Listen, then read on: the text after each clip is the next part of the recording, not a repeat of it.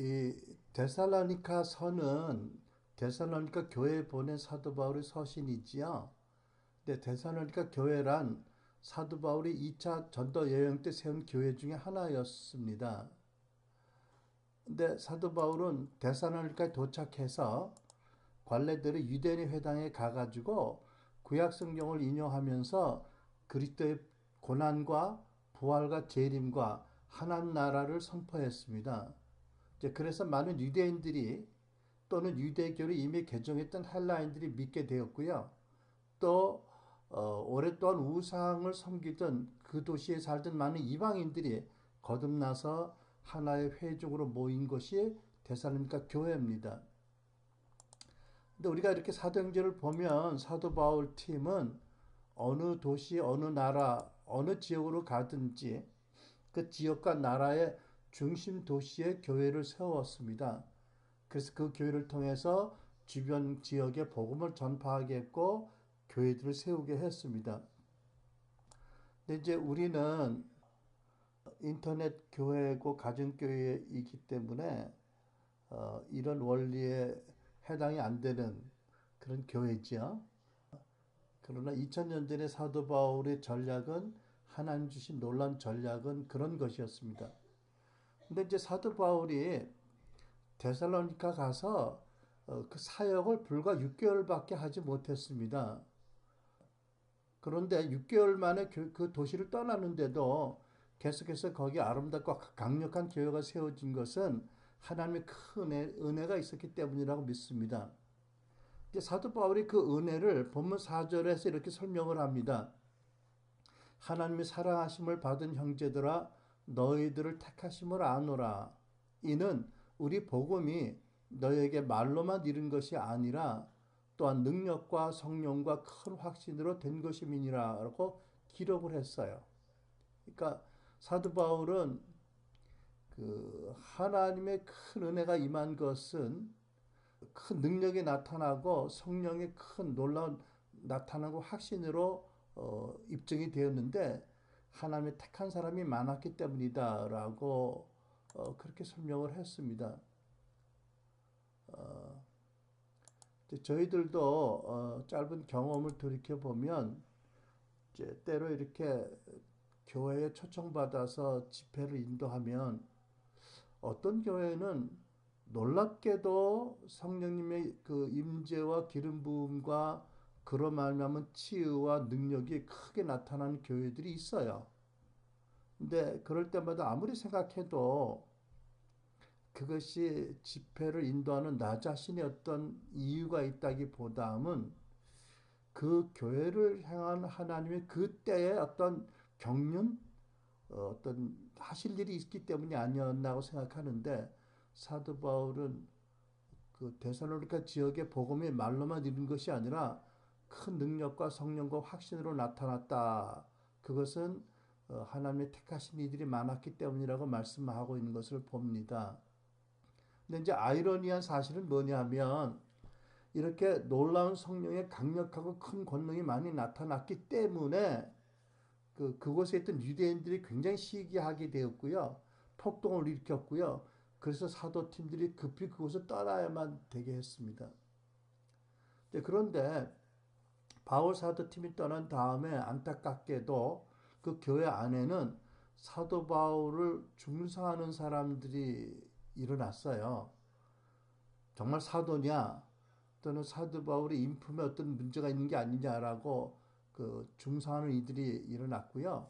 또 오랫동안 우상을 섬겼다가 예수 믿은 사람 중에서 아직 믿음이 연약해서 옛 생활의 부도덕함을 청산하지 못한 이들도 있었고 그래서 문제가 됐고요.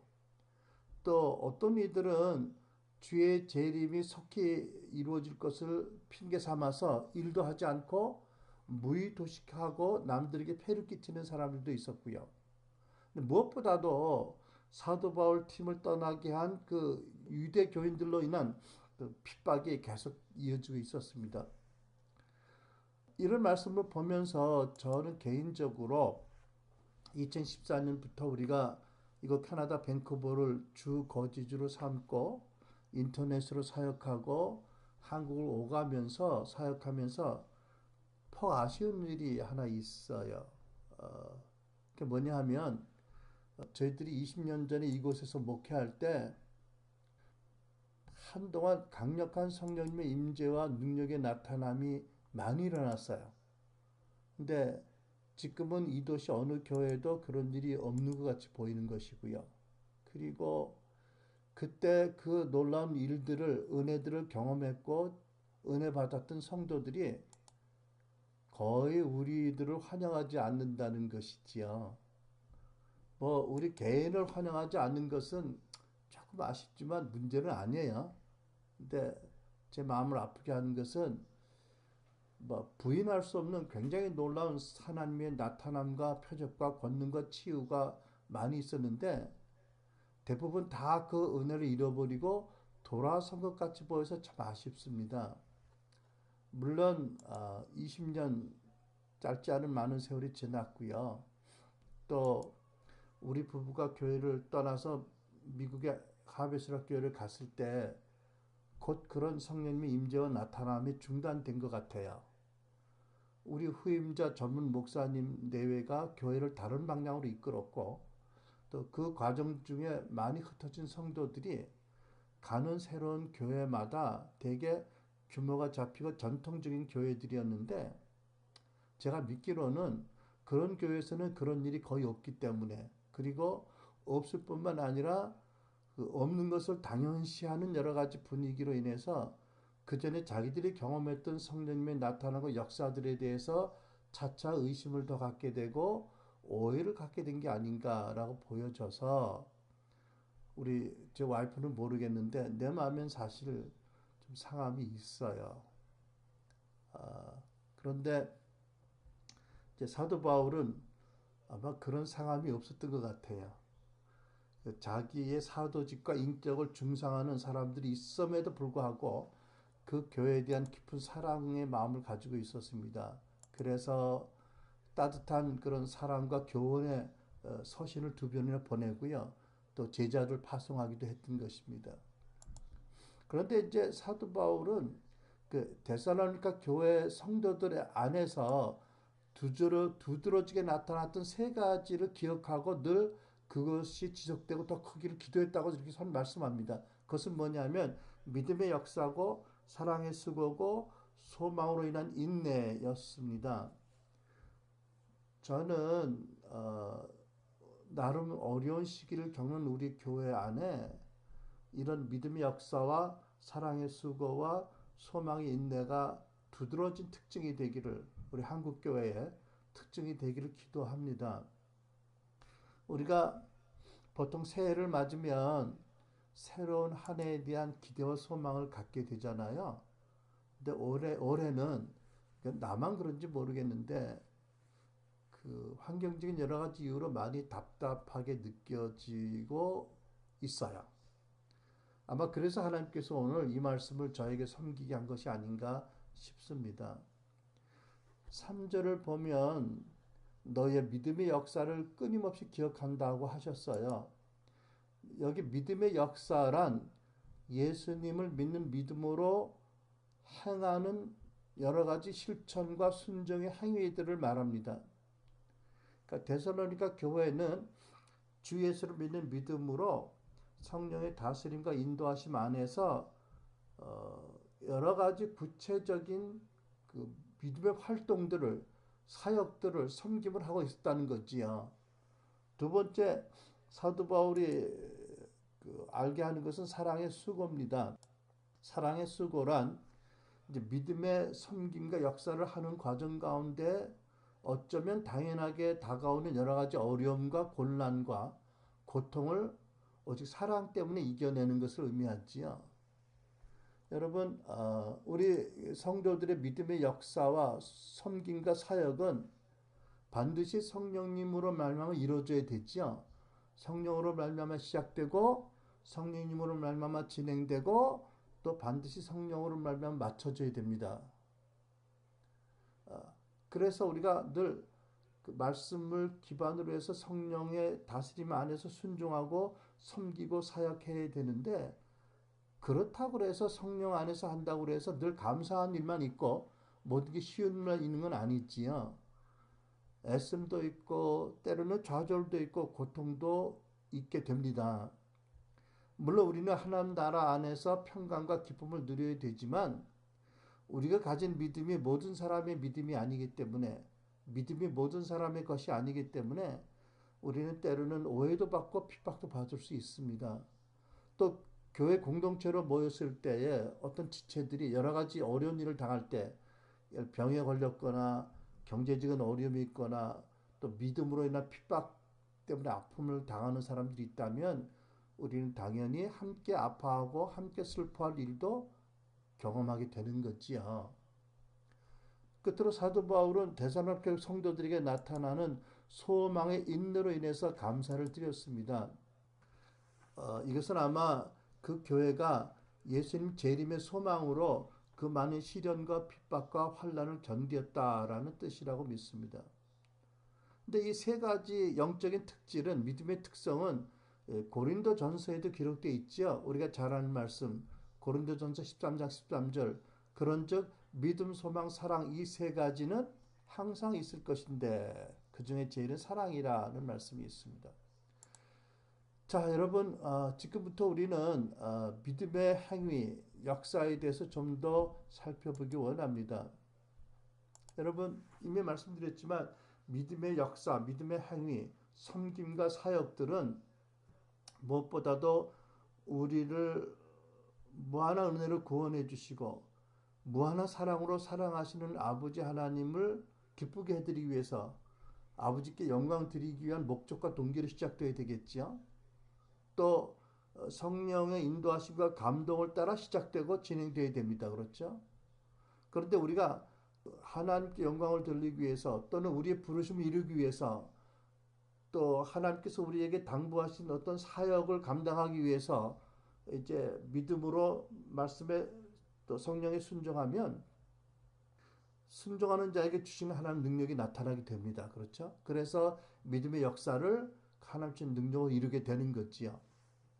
자, 그러면 우리 데살로니가 교회에 어떤 믿음의 역사가 있었는지 한번 보겠습니다. 첫째 우리가 보는 것은 뭐냐면 처음부터 사도 바울에게 그들이 복음을 받을 때, 들을 때, 또 하나님의 말씀을 가르침 받을 때 사실 그대로 그것을 사람의 교훈으로 받지 않고 하나님의 말씀으로 받았다라고 기록하고 있습니다.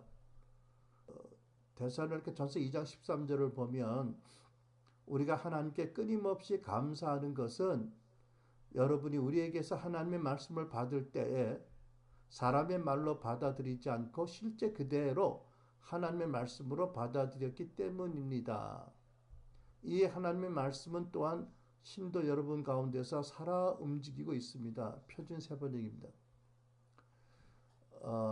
여러분 믿음은 들음에서 난다고 말씀하시는데 우리 모두에게 이런 믿음의 역사가 있기를 축원합니다. 이와 반대의 경우가 예수님이 고향에 가셨을 때 일어난 일입니다. 예수께서 자라나시고 고향에 가셔서 하나님 말씀을 전하실 때 많은 사람들이 예수님을 육신의 관점으로만 봅니다. 저가 요셉의 아들이 아니냐 마리아의 아들이 아니냐 저의 동생들이 지금도 우리와 함께 살지 않느냐 무슨 얘기죠? 육신적인 관점으로 예수님을 보았기 때문에 예수님을 통해서 하나님이 전하신 말씀을 믿음으로 안 받아들였어요. 오늘날 인터넷 시대를 사는 이 시대의 성도들도 자칫하면 그렇게 되지 않을까라는 염려가 있어요. 어떤 이들은 인터넷 서핑을 통해서 많은 그 설교도 듣고 또 여러 가지 그 영적 자료도 이제 받아들이는데 이것이 유익한 면도 물론 있지만 위험성도 많이 있다라고 믿습니다. 예를 들면 어쨌든 우리가 말씀을 전하는 설교자에 대해서 이렇게 나름대로 웹서핑을 하면서 자료를 찾아보잖아요. 그러다 보면은 어떤 잘못된 편견을 갖기 쉬운 거지요. 또 어떤 잘못을 범하기 쉬우냐면 이 공동체로 모여서 예배 때 설교를 듣는 것과 달라서 그 데스크에 앉아서 컴퓨터 인터넷으로 이렇게 말씀을 들으면 이것을 하나님의 말씀이라는 자세로 듣기보다는 내게 필요한 지식과 정보를 찾기 위한 태도로 듣는 것이 쉬운 것 같아요. 또 이제 그 이어서 우리가 공동체 안에서 말씀을 들으면 함께 말씀 들은 사람들이 깨닫는 은혜를 나누거나 또 말씀을 적용하는 여러 가지 간증을 들으면서 또 은혜가 있게 되는데 이렇게 인터넷에서 이렇게 컴퓨터로 모니터로 이렇게 설교 방송 설교를 들으면 그런 것들이 없을 수밖에 없잖아요, 그죠? 그래서 이 하나님 말씀을 사실 그대로 말씀으로 받지 않는 잘못된 태도들이 자꾸 생겨서 그래서 이렇게 교회 모일 때도 그런 태도들이 성도들에게 요즘 성도들에게 나타나지 않는가라는 그 염려를 좀 하고 있습니다. 여러분 우리는 압니다. 하나님께서 전능하고 거룩하신 하나님께서 당신의 말씀을 성경에 기록하게 하셨을 뿐만 아니라 부족한 한계가 많은 존재들, 사람들을 통해서 그것을 전하게 하시는데 우리는 그 사람들의 부족함을 보고 그 부족함 때문에 하나님 말씀에 대해서 바른 태도를 갖지 못하면 안 된다는 거지요. 여러분 그 사도행전 17장 11절을 보니까 베레아 사람들이 사도 바울이 전하는 가르침을 들었을 때 아주 진실한 마음으로 들을 뿐만 아니라 과연 저분의 말씀이 성경적인가라고 성경을 상고했다라는 말씀이 있어요. 저는 먼저 여러분과 제가 하나님 말씀을 듣고 읽을 때 우리가 은혜를 구할 뿐만 아니라 말씀을 통해서 일하시는 하나님의 임재를 믿고 또 그 하나님께서 말씀을 통해서 나에게 말씀하시고 순종할 때 능력 주셔서 말씀을 이루게 한다는 믿음의 역사에 대한 믿음을 가지고 들으시기를 축복합니다. 또 두 번째 이제 데살로니가 교회 성도들에게 나타난 믿음의 역사는 뭐냐면 저들이 우상 숭배가 강한 도시에 살면서 오랫동안 우상을 섬겼는데 또는 유대교를 믿었는데 이제 주 예수를 믿고 하나님 나라를 섬기기 위해서 많은 환난을 겪었습니다. 그러나 그럼에도 불구하고 오히려 성령의 기쁨 안에서 말씀으로 말미암아 예수님을 닮아가는 믿음의 역사를 나타냈습니다. 우리 6절 7절 본문 말씀을 보면 또 너희는 많은 환난 가운데서 성령의 기쁨으로 말씀을 받아 우리와 주 예수를 본받는 자가 되었으니 7절 그러므로 너희가 마게도니아와 아가야는 모든 믿는 자들의 본이 되었느니라. 데살로니가 후서 2장 3절도 보면 데살로니가 교회가 믿음이 더욱 자라났다라는 말씀이 기록되어 있습니다. 여러분 그렇게 우리가 데살로니가 교회가 사도 바울을 닮아서 계속 변하고 성장했고 특히 주 예수님을 닮아서 변하고 성숙해진 것처럼 그래서 주변에 있는 많은 교회의 본이 된 것처럼 우리도 새해에 그렇게 되기를 소원합니다. 그런데 우리들의 믿음이 자라는 것을 어떤 기준과 어떤 척도로 평가할 수 있을까요? 저는 물론 그 데살로니가 성도들이 모이는데 열심히 있었을 것이고 공동체로 모이는 것은 물론이고 각 가정에서 예루살렘에서 그랬듯이 동일한 성령 안에서 모여서 떡을 떼고 친교하고 기도했을 거라고 믿습니다. 그러니까 예배하고 봉사하고 섬기고 헌금하고 11절 드리는 것은 물론이고 그 사도들의 가르침을 받으면서 범사에 변화되고 진보하고 성장했다고 믿습니다.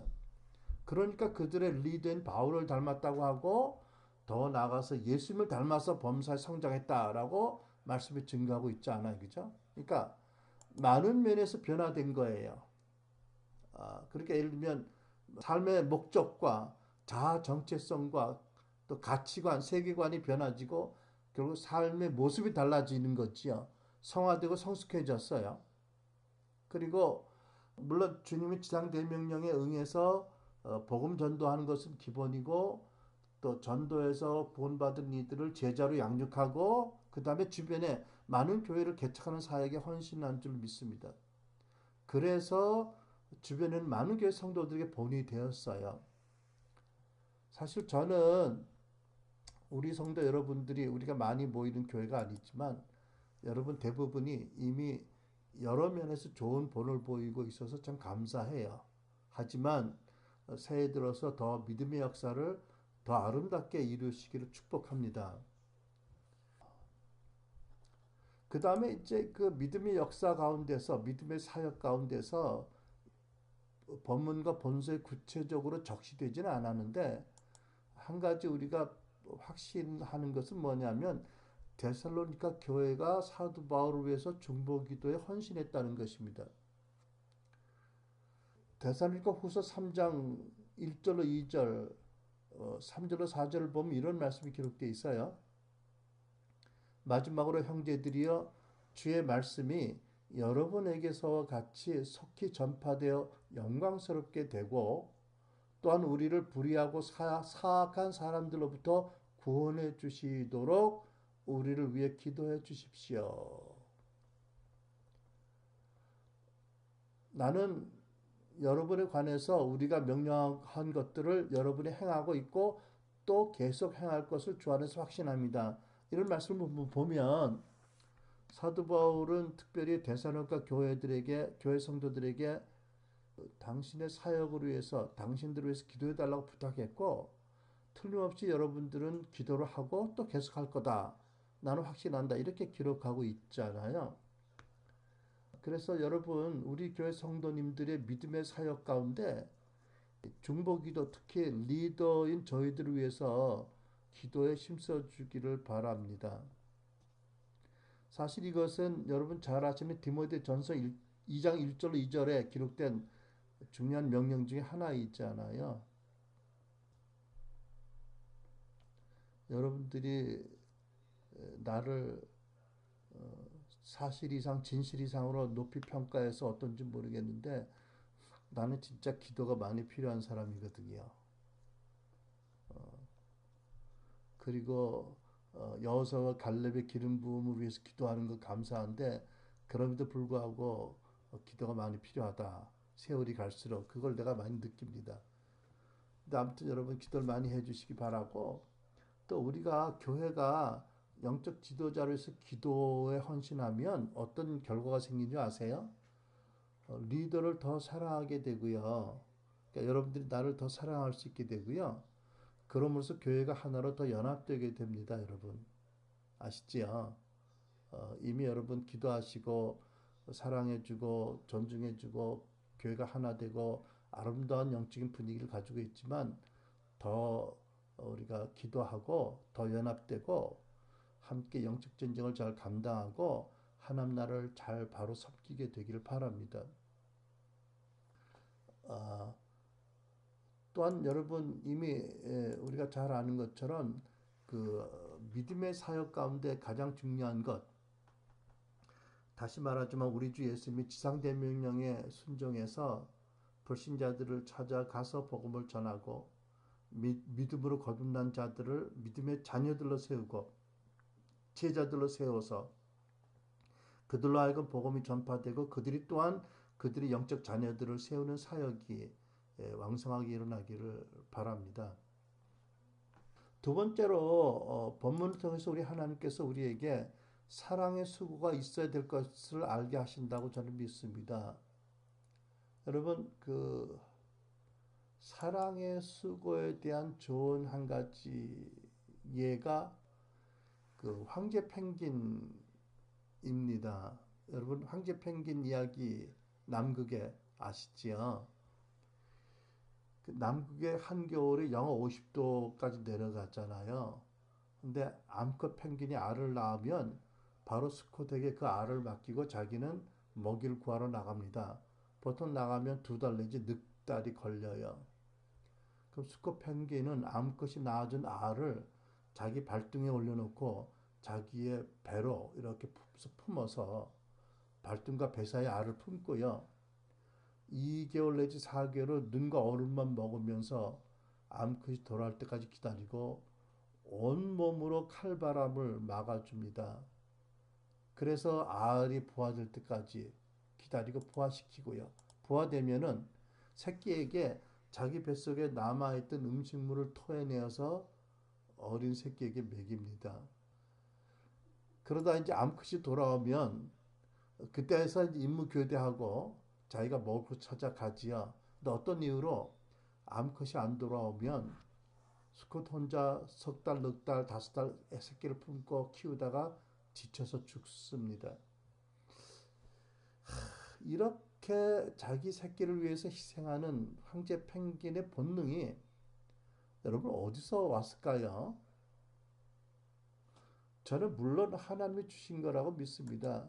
그리고 하나님께서 마지막 때에 여러 가지 그 통신 정보 기술이 발달되어서 황제 펭귄에 대한 것을 사람들이 알고 이 완악한 인간들에게 도전받도록 주신 게 아닌가라고 해석을 해봅니다. 요즘요 세상이 완악해져서 자기 어린 자녀들을 유기하는 부모들이 있어서 때때로 뉴스에 나오잖아요.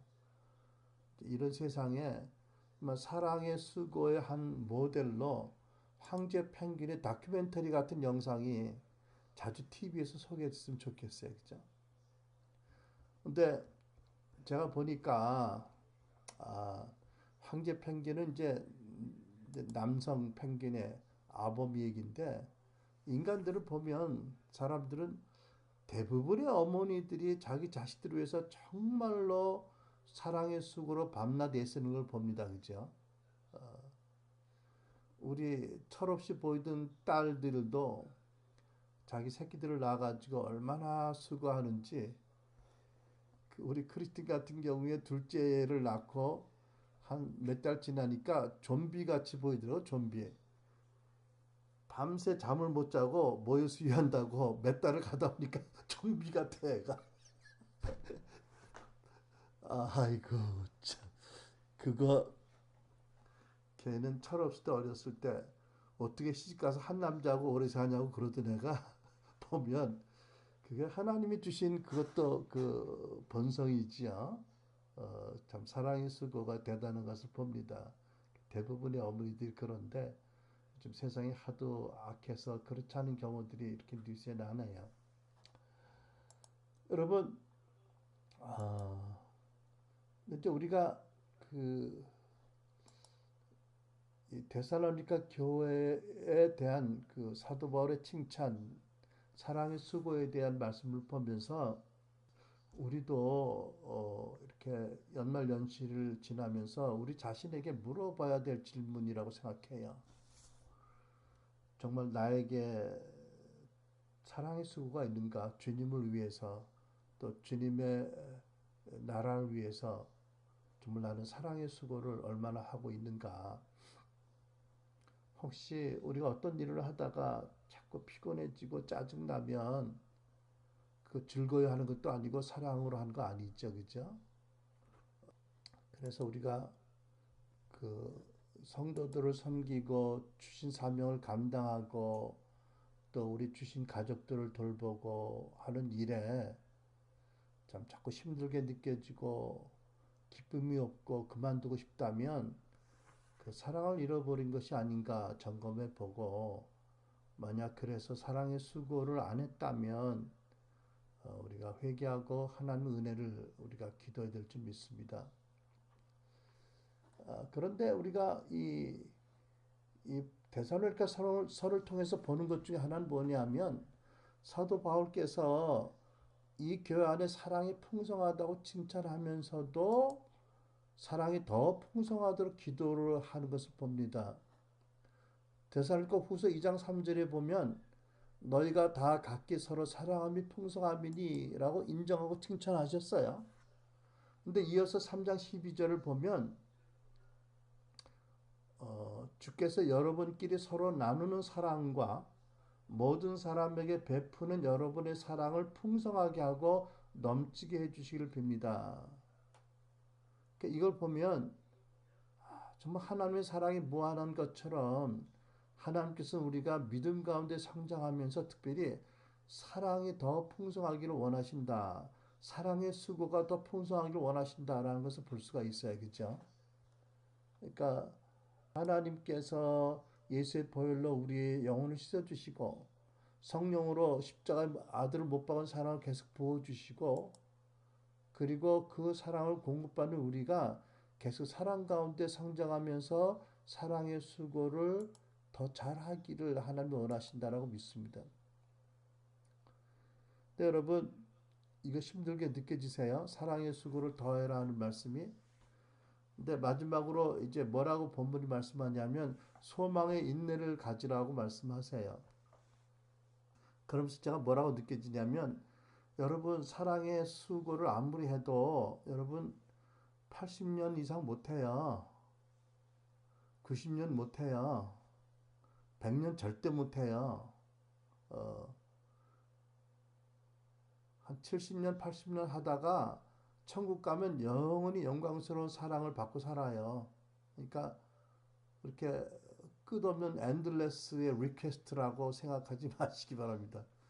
그리고 무엇보다 사랑의 원천이 예수님께 있기 때문에 그죠? 아무튼 믿음의 소망의 인내에 대해서 말씀합니다. 어, 본문에 보면 이런 말씀이 있죠.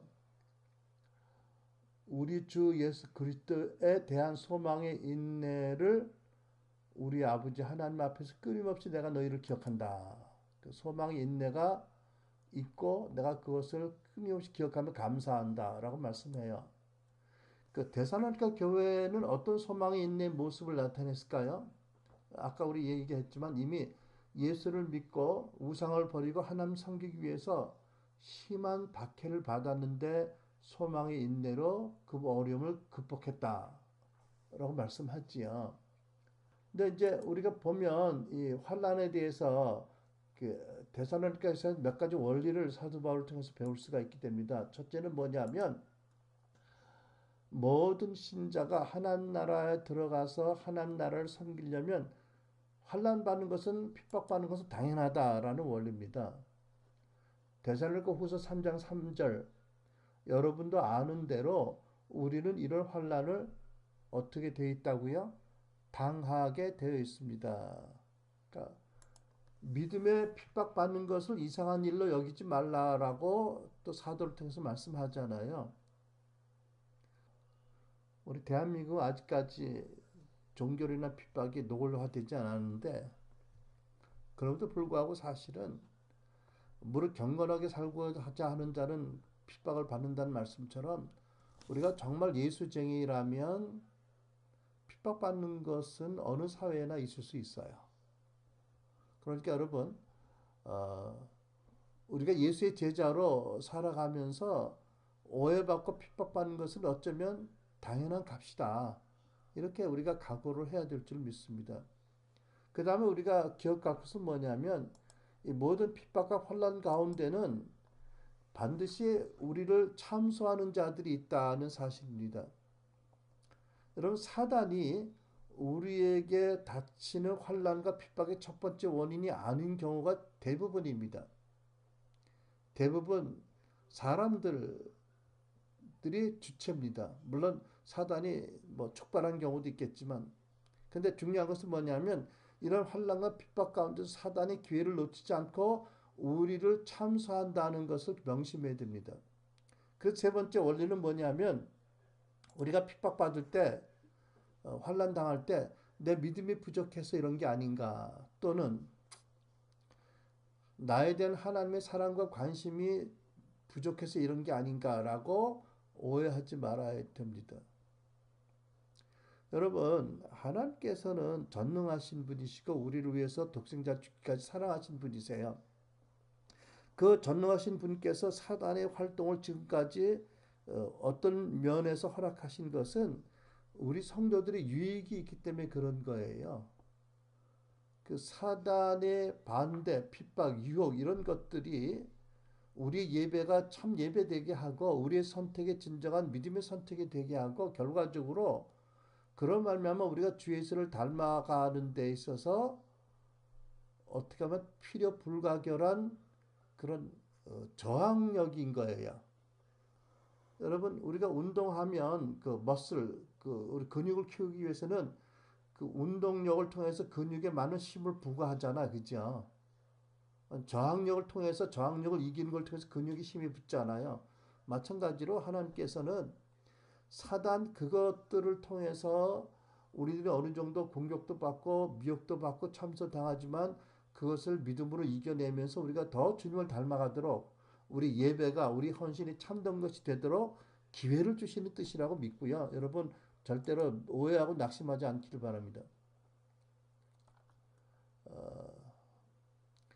그리고 우리가 물론 이 소망의 인내에 대해서 우리가 기억할 것은 우리의 궁극적인 소망의 인내의 대상은 내세 천국입니다. 그렇죠? 우리가 80년 뭐 살면 또 70년, 80년, 70년은 나가 넘었지나 80년, 90년 살면 이제 저 천국으로 이사 가는데 천국 이사 가면 영원한 영광과 은혜 가운데 살아갑니다. 그러니까 이 땅에서 우리가 핍박과 환난 당한다 하더라도 영원한 것이 아니고 짧은 한순간이다라는 것을 우리가 기억하고 우리가 그것을 이겨낼 수 있기를 바라고요. 소망으로. 그 다음에 또 우리가 기억할 것은 뭐냐면 이 세상에 임하는 하나님 나라에 관해서는 그 마태복음 13장 3절로 9절 말씀을 우리가 기억했으면 좋겠어요. 이것이 씨 뿌리는 농부의 비유, 씨의 비유거든요. 이 비유를 통해서 예수님께서 뭐라고 말씀하시냐면 그 씨앗이 옥토에 뿌려주면 반드시 결실을 맺는다고 하세요. 자, 그러니까 물론 1차적인 이 말씀의 뜻은 복음의 씨가 좋은 마음 밭에 떨어지면 반드시 열매를 맺는다. 이런 뜻이지요. 그런데 우리가 이 땅에 임하는 하나님 나라의 관점에서 좀 크게 보면 꼭 복음을 믿고 거듭난 크리스찬의 숫자와 그들로 인한 열매만을 말씀하는 건 아니다. 더 큰 의미도 있을 수 있다고 나는 믿습니다. 그건 뭐냐 하면 이런 겁니다. 여러분 슈바이처나 간디 같은 사람들이 역사적으로 있었어요. 그죠? 대단한 그 인류에게 대단한 유익을 주고 축복을 준 사람들이에요. 그들이 비록 구원의 믿음의 고백을 하지 않은 사람이어도 그들이 특별한 하나님 은혜 가운데 마음이 옥토 같아서 그들을 통해서 하나님의 많은 하나님 나라 일들을 하게 하셨다는 것으로 믿습니다. 여러분 또 그들처럼 유명하지 않아도 평범한 사람들 중에서도 이웃의 유익을 위해서 또 뭐 인류의 복제를 위해서 자기 삶을 헌신해서 섬기는 이들, 자기도 모르는 가운데 하나님을 섬기는 이들도 꽤 있어요. 근데 이 땅에 임하는 하나님 나라를 섬기는 이들 가운데는 물론 예수를 구주로 믿고 성령 안에서 예수를 섬기는 우리들이 핵심이지만 하나님은 그들도 사용하시는 분이다. 따라서 우리가 지금 오늘날 교회를 보고 낙심하지만 하나님은 교회를 쓰실 뿐만 아니라 하나님은 필요하다면 이런 이들을 통해서도 놀라운 하나님 나라를 이 땅에 이루게 하신다라고 나는 믿습니다. 그러니까 여러분 이러한 소망의 인내를 가지고 어려운 시기를 견디는 나와 여러분 되시기 바랍니다. 저는요 뭐 전문적인 지식이 없지만 트럼프 대통령을 보면 이과의 사람이 아닌가 하는 생각이 있어요. 그분이 언제 예수님을 영접했는지 모르지만 내가 알기는 대통령 대선 마지막 후반기쯤에서 그분을 위한 목사님들의 모험이 있었고 거기서 복음을 전했고 그분에서 기도했으니까 아마 트럼프 대통령 당선 얼마 전에 예수님 믿은 게 아닌가 이렇게 믿어지거든요. 물론 그 이전에는 모르겠는데 나는 그 정보는 있거든요. 그리고 그분이 뭐 낙태와 동성애와 뭐 이스라엘 정책 뭐 여러 가지 그다음에 미국이 정부가 교회를 제도적으로 핍박하는 것들을 그치겠다라고 선택한 것도 대통령 선거 거의 마지막 캠페인 끝에쯤이거든요. 그래서 그때 미국의 많은 목사님들이 공개적으로 그 트럼프를 지지했잖아요. 그래가지고 어떤 젊은이들이 왜 피터 바그너 박사도 주책이지 트럼프를 공개한다고 발표를 해서 그러냐고 뭐 이런 얘기도 듣고 했는데 지금도 가끔 이제 신문 뉴스를 보면 물론 그 미디어를 못 믿을 부분도 있지만 저분이 정말 거듭났을까? 이런 개인적인 의심도 있는데 분명한 것은 뭐냐면 그가 어떤 이유로 그런 정책을 잡았는지 모르겠어요. 하지만 하나님 그분을 쓰고 계시는 건 확실해요. 하나님 나라를 위해서 그분을 놀랍게 쓰시는 건 확실하다고요. 근데 슈바이처, 간디, 트럼프만 아니라도 제가 보면 그것이 어떤 인류애적인 어떤 인간의 바탕을 둔 것이라 하더라도 많은 이들 가운데서 선한 뜻을 가지고 인류 복지와 이웃들을 위해서 가난한 사람들을 위해서 어려운 사람들 헌신하는 사람들이 있는데 하나님이 그들을 통해서 하나님 나라를 확장하신다는 것을 분명히 믿습니다. 그래서 하나님 나라가 여러 가지 모양으로 이 땅에 도래하고 있다. 그러므로 나의 모습과 교회의 모습을 보고 너무 절망하지 말자. 전능하신 하나님께서는 놀라운 방법으로 당신의 나라를 이 땅에 임하게 하시고 그것을 우리가 믿고 소망의 인내를 가지고 어려움을 극복하기를 바랍니다. 마지막으로 여러분 아까 그 사랑의 수고에 대해서도 그랬지만 그 사도 바울은 데살로니가 교회를 위해서 하나님께 많이 감사하면서도 데살로니가전서 3장 10절을 보면 이렇게 기록합니다. 우리는 여러분의 얼굴을 볼 수 있기를 또 여러분의 믿음에서 부족한 것을 보충하여 줄 수 있기를 밤낮으로 간절히 빌고 있습니다. 그러니까 여러분과 내가 부족한 대로 우리 교회가 연약하지만 기상대명령에 헌신해서 또 하나님께 주신 그런 엘라이자 하우스 사역을 감당하기 위해서 우리가 애쓰고 헌신하고 있지만 하나님 그것을 기뻐하시고 축복하시는데 그럼에도 불구하고 여전히 우리의 믿음의 부족을 깨닫고 겸손한 마음으로 하나님께 은혜를 구하면서 자만하지 말고 섰다 하지 말고 계속해서 성장하는 새해가 되기를 바랍니다. 우리가 그 성경에서 보는 악인의 모습 전형이 바리새인인데요. 바리새인의 문제가 뭔지 아세요? 우리는 바리새인을 포함한 모든 인간은 항상 말씀대로 살 수 없는 존재이기 때문에 항상 성령 충만할 수 없는 존재이기 때문에 하나님의 말씀의 표준에 어긋날 때가 많이 있어요. 그러니까 우리 행함으로 따지면 누가 더 악하고 누가 더 바리새인이다 이렇게 말할 수 있는 기준은 합당한 게 아니에요. 중요한 건 뭔 줄 아세요? 내가 여전히 부족함이 있습니다. 내 문제가 아직 여기 있습니다. 라는 것을 겸손히 인정하고 그것을 다룬받기 위해서 성장하는 사람이 선한 사람이고 나는 문제가 없어요. 나는 완전해요. 그리고 다른 사람의 문제를 지적하고 다른 사람을 주도하려고 하는 사람들이 악한 사람들이에요. 그러니까 우리는 큰 하나님의 은혜를 입었지만 우리가 많은 것을 경험했을지라도 우리가 또 많은 것을 섬겼을지라도 이 사도 바울이 기도한 것처럼 여러분의 믿음에서 부족한 것을 보충할 수 있기를 밤낮 기도한 것처럼 우리가 그렇게 기도해야 될 줄 믿습니다. 이게 저의 기도이기도 해요. 사람 여러분들을 자랑스럽게 여기고 감사하지만 동시에 내 책임은 여러분의 믿음에서 부족한 것을 보고 보충할 수 있도록 기도하는 것이잖아요. 그래서 우리가 서로 하나님 주시는 은혜 가운데서 우리가 계속해서 금년에 성장하는 하나가 되기 바랍니다. 성장하면서 믿음의 역사를 계속 이루고 사랑의 수고를 아끼지 않고 소망의 인내로 어려움을 극복하고 이 세상을 향한 우리 교회 사명과 우리를 부르심을 잘 감당하는 저와 여러분이 되는 2018년 되기를 축복합니다. 기도하겠습니다.